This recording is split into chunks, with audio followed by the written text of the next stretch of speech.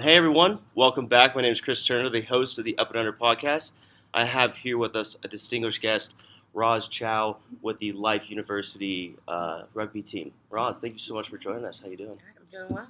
Great. Glad to be here. Yeah. For folks that are tuning in for the first time, we usually do in-person interviews, but Ros is so gracious and invited me over to the hotel before their matchup today against Central Washington. Central Washington. Great. So this is one of the big first, I guess, promoted D1 Elite matches of the year. Can you maybe talk a little about the season so far and what you expect? Yeah, so Central Washington is really tough and physical, so we expect the game is going to be brutal for 80 minutes. We've had some great warm-up games. We've played the WPL team, the Atlanta Harlequins. We played Lindenwood. We played Penn State. So we've had really quality games. So we really hope that that's helped us to be able to have a very competitive game today. Definitely. And I think that is a complete advantage in playing those higher teams, especially the Women's Premier League as well.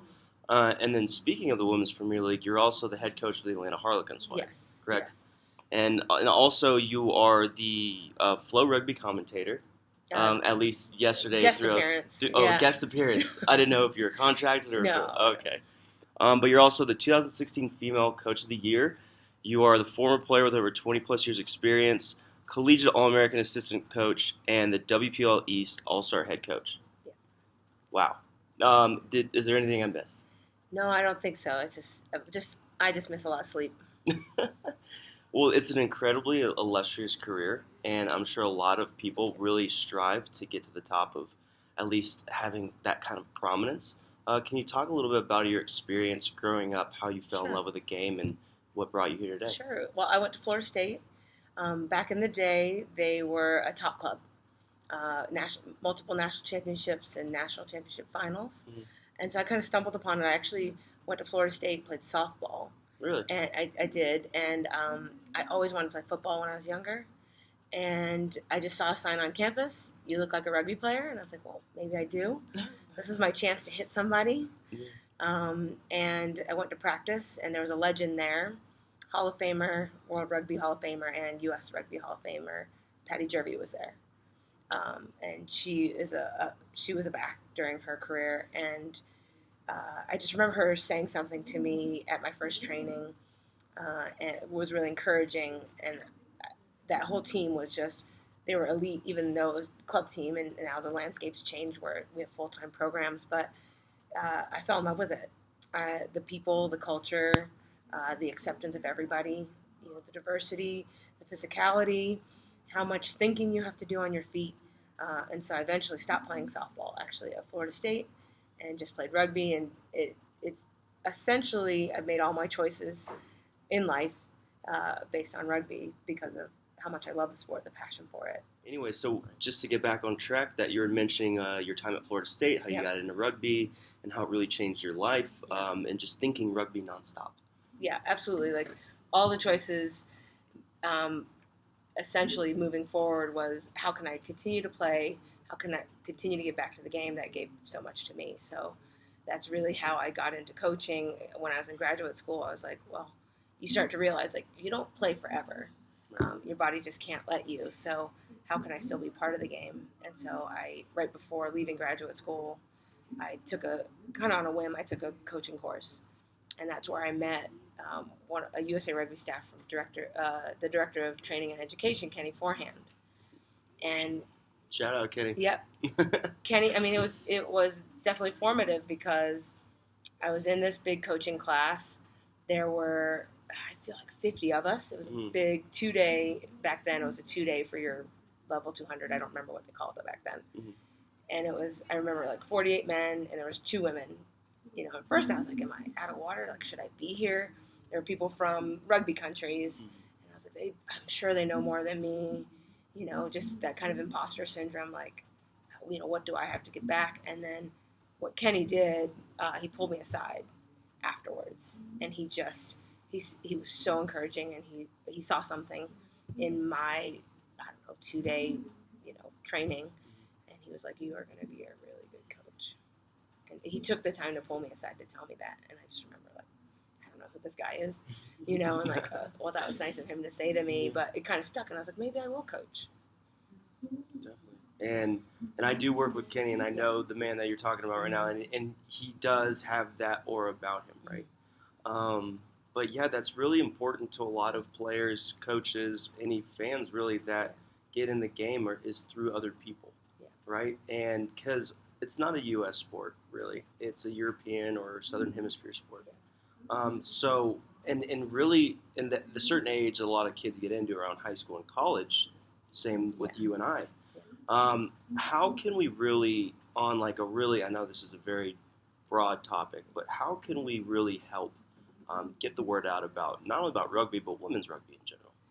Well, I think the more that we market it, and, USA Rugby being a key to exposing, getting the exposure out there for our events and blasts, and I know they do a great job of that already. And then just people willing to broadcast it. Flow Rugby, I know, does a really good job of putting our events on, like the WPL National Championship right now, and USA Rugby did a great job putting the D1 Elite games, and obviously this, giving us uh, an opportunity to talk about our games. So the more we get people talking about the sport, it's growing in the youth rugby ranks. The more young girls and then women will be part of that. Yeah, so the youth rugby is growing, and if people see, and this is, I think rugby is about character development. Mm-hmm. It has helped me learn to communicate with a number of different people, not only my peers, but coaches. Right. It has taught me to push through hard times and to go beyond limits that I thought that I had. Like, this is as far as I could go. No, we're in overtime, or there's 10 more minutes in this game, and the clock doesn't stop until there's a stoppage in play, right? And I've made the best friends. The type of person that throws you're running full speed into another person without protection, with nothing. Yeah. Right? Like, that's a certain kind of person and a certain kind of personality. And so, I mean, I think if people see how much rugby builds character, they would want their son or daughter involved with the sport. And so, as much as USA Rugby can talk about the values of rugby, and I think you see it in our fans, the way in which we are polite to the other team, or on the field, it's an absolute battle. Mm-hmm. But afterwards, the respect that you have for opponent, like, right. These are things that people want to grow great human beings and grow character. I think rugby embodies all of that. I couldn't agree more with you. And I know I'm just like, she has to tell me a number, and I have to send her cash like right away. Okay, I'll just keep an eye on. Sorry, I apologize. No, you're completely fine. You're completely fine. You have the right to be completely busy right now. I got 2 teams here right now. So. Right. So, if you could just recap the last couple sentences. Sure. For me. Well, I think any parent or guardian, family member, if they see the values that rugby has and what it embodies, and then the culture of the sport and how it's an absolute battle with the opponent, but the respect that you show afterwards, and even during a match, it's just, who wouldn't want to be part of it? It completely is a tribal mentality, in the sense of, even though you're playing against another team from a different location with a different jersey on, you're still within that same tribe and the same community. At the end of the day, we take care of each other. Absolutely. Essentially. Yeah. And that's what we try to do. Yeah. But you're totally right, and I feel like a lot of parents out there who are maybe anxious about their children, especially at a little bit younger age, maybe getting head concussions or serious injuries. We've actually, yes, it's a rough sport, but what we've seen on the positive side of things completely overrides, in my opinion, the negative. And it's just a testament to people like you who really spearhead the sport of rugby in the right direction, or at least the direction that they feel like is best, kind of the best testament to kind of encapsulating the sport. And I do think World Rugby is they've been trying to stay ahead of law changes to make it safer. And I think, they're always trialing new laws to get the head out of the game, to prevent injury. And so, all we can do is continue to evolve the more we understand the injuries of our sport, what makes us more prone to them. And I think World Rugby is really listening to the community and actually looking to the scientific community to get as much information as possible to make it as safe as possible to keep our game safe, but keep the spirit of the game as well. Right, right. And you mentioned the spirit of the game, and that's such a crucial aspect about it. But in your own experience, your own words, what really embodies the spirit of the game? And I know you've mentioned the camaraderie, the perseverance you gain from playing the sport, and the lessons you learn. But if you could maybe go in a different direction of how that embodies the spirit of the sport, or what you think it does. I think, one, you have to be incredibly brave to play rugby. So, I think especially young girls and women, they find out how strong and brave they can be. But I think the other thing I love specific about women's rugby, because I've been part of that community for the majority of my life, is the culture of community, that you're doing it with somebody, with this whole team of people that have your back, because you can't win a rugby game on your own. There is absolutely no way. You got a sweet try, and maybe that's a highlight reel at the end, that somebody tweets. But first you had to win the line out, and then you had to secure possession for a few phases, and then you get that sweet line out, and had to go through a number of hands. Like, that's really awesome.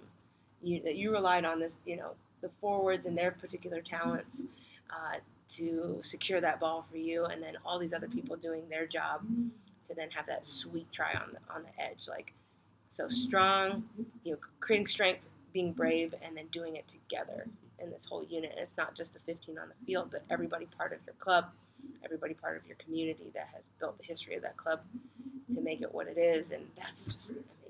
Right, right. No, I couldn't agree more with you. And you mentioned it takes all 15 or sometimes 7 due to different style of the game with sevens. And actually, just speaking of that, I'm thinking of the HSBC women's the tournament that just happened in Glendale a few weeks ago, and how the USA women took home the gold.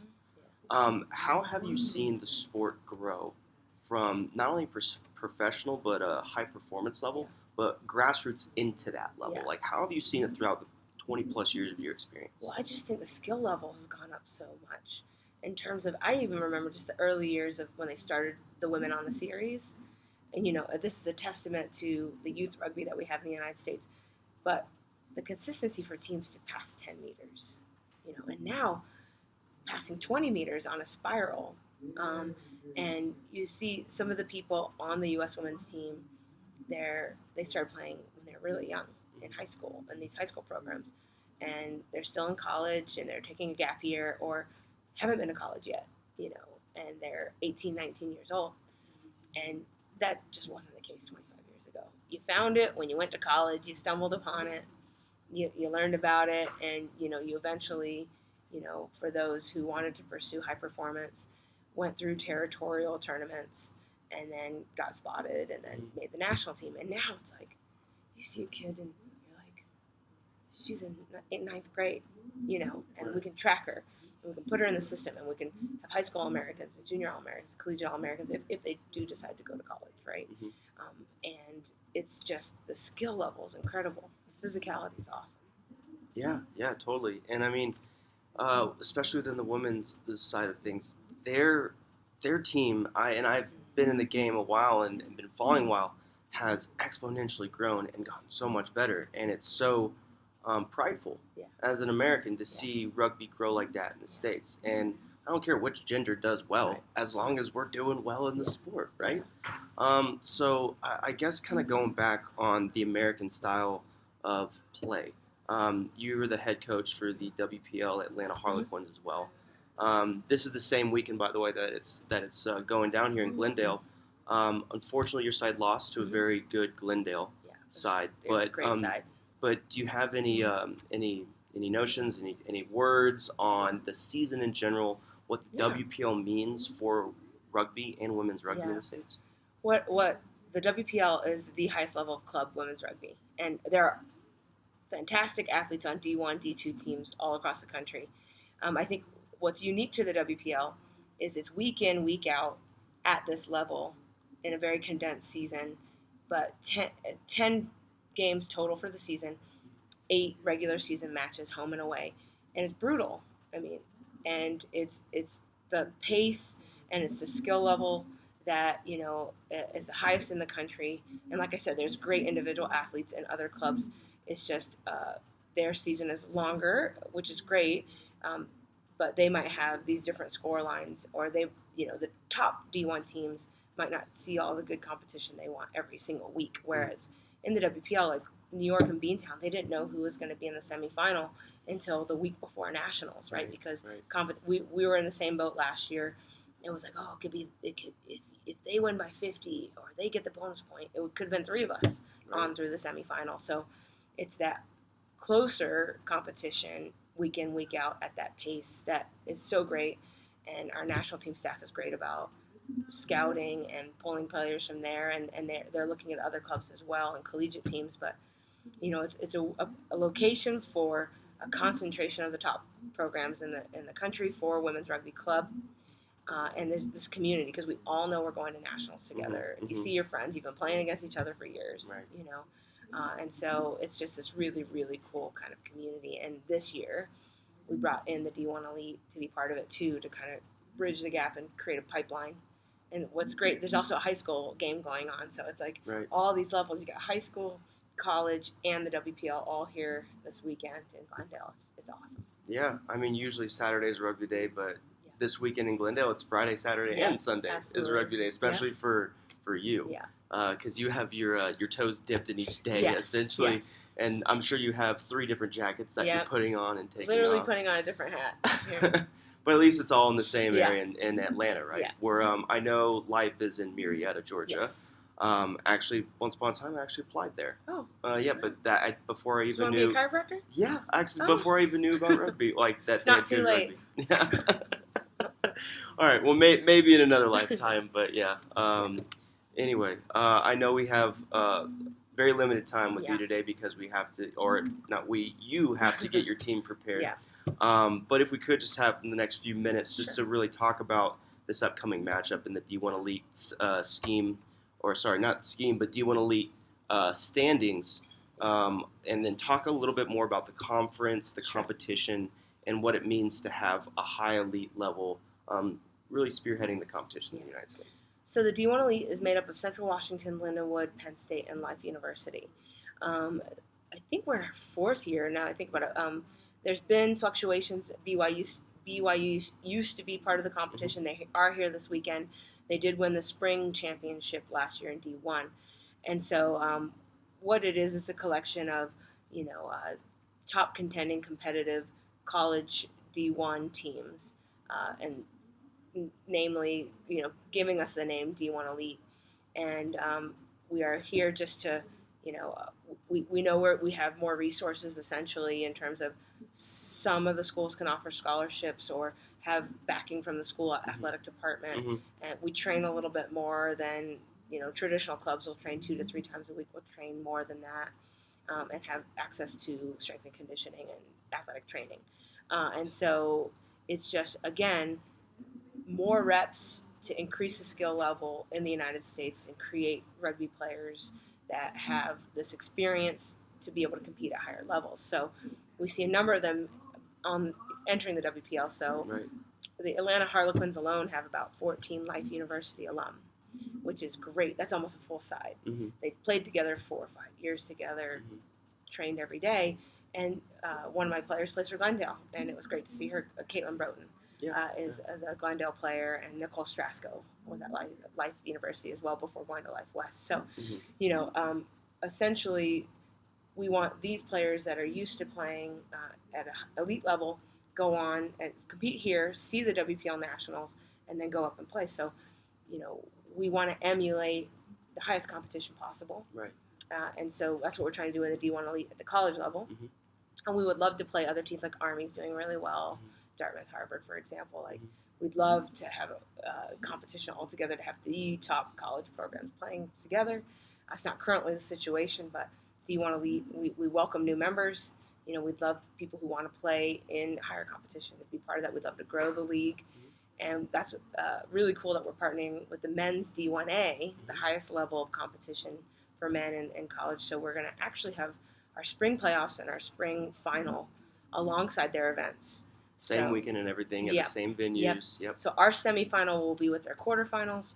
Our final will be with their semifinals. So really, really excited about that and being partnered hopefully with their broadcast and everything like that, and same kind of promotions and marketing. So that's great to have the top men's league and the top women's league alongside collegiate, top college women and men together. That's awesome. Right, and it's a definite good step in the right direction of combining the two. Absolutely. Like that. And I know we don't have much time, but I just kind of wanted to go a little bit into of not only are you a Life U coach, but also the Atlanta coach, and that must be kind of nice with having a nice pipeline into your team potentially. But this weekend also showcases a lot of collegiate talent that you, as the Atlanta, coaching hat, would go, ooh, she may score, or like, let's just say the team you're playing scores a couple on you, and you go, ooh, I like that person. Yeah, absolutely. And then other coaches could come and scout as well, and just having a showcase like this. Oh, it's great. And we know most of the WPL teams, if not all, will be at least watching some of the games today, and most of them will be at the meet and greet. We're having a little pizza party, and then each WPL team can get up and talk about, this is why this city's so great, and that you should, and if you want a job in science, we have connections, and after you graduate, get a job in a research laboratory. Like, we want to help the community, and these are players that you want to be part of your team, hopefully. And so, yes, I'll be doing both. I'll be also coaching my team and hoping they do well in the D1 Elite. And then I'll also be looking at players and be like, for Atlanta next year, we could really use a prop or a lock, so I'll be doing that as well. Yeah. And I'm sure if anyone was in your position, they'd be doing the exact same as well. So no judgment there. I know I would. I know we have another minute here to wrap up, but just a couple funny off-the-cuff rugby questions maybe you could relate to in your past experience. So were you a socks up, no socks, or socks down player when you used to play? There was a transition over time. Yes, there was. So initially, socks all the way up. That's the old school, the traditional way. So I started to have, I know this is silly, started to have real blister problems on my toes. So then I read an article that in Japan, the outfielders use these toe socks, these sports toe socks called injinjis, and that helps with their blisters and cutting left and right. And so I was a center. So then I started to exclusively wear these injinji toe socks. So I was known for a long time by all my teammates as that toe sock person. But then they were really low, and then I had an all-star coach say, hey, if your coach asks you to wear your socks and match everybody else. So then I had to get the long pipe socks, cut the foot off, essentially wear leg warmers to still be a team player, but still have my toe socks on. Hey, compromise, right? Yeah. Problem solving is what I like. Exactly. If there's a will, there's a way. Yeah. Wonderful. If there's one position on the field in 15s that if you had a magic wand, you flick it and poof, they disappear. Disappear? Which position would disappear? Oh my gosh. If you had to choose. Oh, that's a really tough question. As a coach, because I love all of my players, I need them. Not specific players. I know, but still, I'm just like, If rugby tomorrow became a 14s. Let's have this. Let's get rid of the blindside flanker. So the 8-man picks, it's a real challenge for the 8 and 7 to get over to the blind side. Yes. Just to see what happens. Davenport head coach for the men's, Lance Hoya, shout out to Lance, he actually said the same answer as well. Yeah, he goes, let's open up the game. Just to see what happens. Yeah, make it more fun. Yeah. Anyway, last question. Okay. Here we go. Would be, if there's one thing you could change about the game itself, the rules or any way the game is played on the field. Well, again, magic wand situation. Well, we're making it harder and harder to jackal the ball, and I kind of love the ability to jackal, so I just want more access to the ball there defensively. Right. I know they're rewarding. They want the attack. They want us to score lots of points, but I'm like, man, I love a good jackal. Yeah, right? Because you see it on the international level, it's like, it's a poetry motion almost, right? Yeah. All right. Well, anyway, Ros, thank you so much for your time. I really appreciate you opening your hotel doors to me and allowing me to interview you before, this D1 Elite battle. And everyone, please check out Life U, and I'll put at the bottom here all the website, social media handles, and to get in touch with Coach if you're interested in playing for Life U or Atlanta WPL or one of the many other hats you can wear. But anyway, Coach, thank you so much for your time. Thank you, Chris. And if there's anyone to shout out, you have the table is yours. Big shout out to all the coach mentors I had, and like I already shouted out to Kenny forehand, so all the people who've helped me grow over the years, and all my players who've helped me grow and assistant coaches. Wonderful. Thank you so much, Ros. Thank Really you. appreciate it.